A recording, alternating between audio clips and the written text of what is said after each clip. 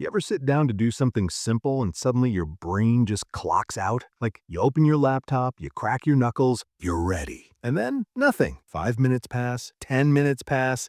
Somehow you're now watching a video about how octopuses escape aquariums. You weren't tired a second ago, you weren't unmotivated, but now mentally gone, spiritually unavailable. And right on cue, the guilt arrives. Wow, it says, another productive day, huh? Yeah, that feeling. That was me for a long time.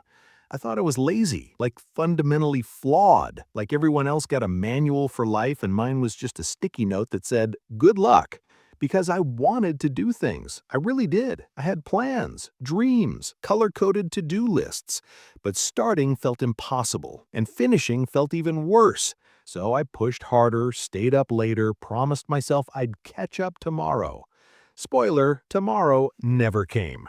Instead, I'd sit there, surrounded by half-finished tasks, tabs open like emotional baggage, thinking, why can't I just try harder like a normal person? To cope, I did what any rational adult does.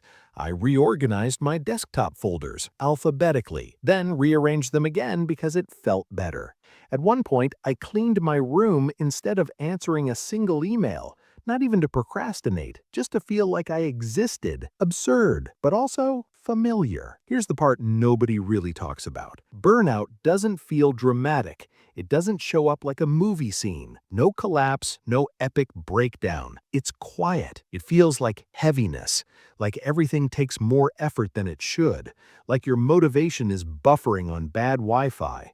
And instead of rest, we blame ourselves. We call it laziness. We tell ourselves we're behind. We stack guilt on top of exhaustion and call it discipline, which is kind of like yelling at a phone on 1% battery and saying, come on, just try harder. At some point, I noticed something strange.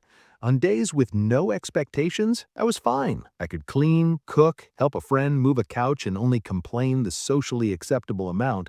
But the moment responsibility showed up, my energy vanished.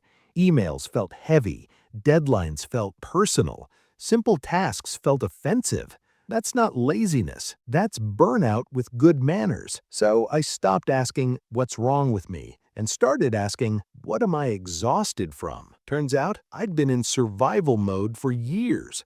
Always reachable, always available, always saying yes, always almost caught up. No real rest, no real pause, just constant low-level stress pretending to be ambition. And the fix didn't come from motivation or willpower or waking up at 5 a.m. to cold showers and regret. It came from something much smaller and way less impressive. I stopped trying to do more. Instead, I started doing less on purpose. I lowered the bar so low it felt embarrassing. One email, one task, one honest break. And when my brain said, that's not enough, I said, watch me survive anyway. I also stopped treating rest like a reward. Rest isn't something you earn after exhaustion. It's something you need before you collapse. So I rested without guilt, which felt illegal at first. Like, is this allowed? Should someone be stopping me? But slowly, my energy came back. Not all at once, not dramatically, just quietly. I laughed more, started things without overthinking, finished things without hating myself. And here's the wild part. When I stopped calling myself lazy, I stopped acting like it. Because burnout isn't about being weak, it's about being tired of carrying too much for too long. So if you're struggling right now, if starting feels impossible, if your motivation feels gone, you're probably not lazy. You're burned out. And you don't need a personality upgrade. You need rest, boundaries, and permission to slow down. The fix isn't pushing harder, it's listening sooner, and maybe logging off before you start researching octopus escape plans again. You're doing better than you think, and you're allowed to take a break.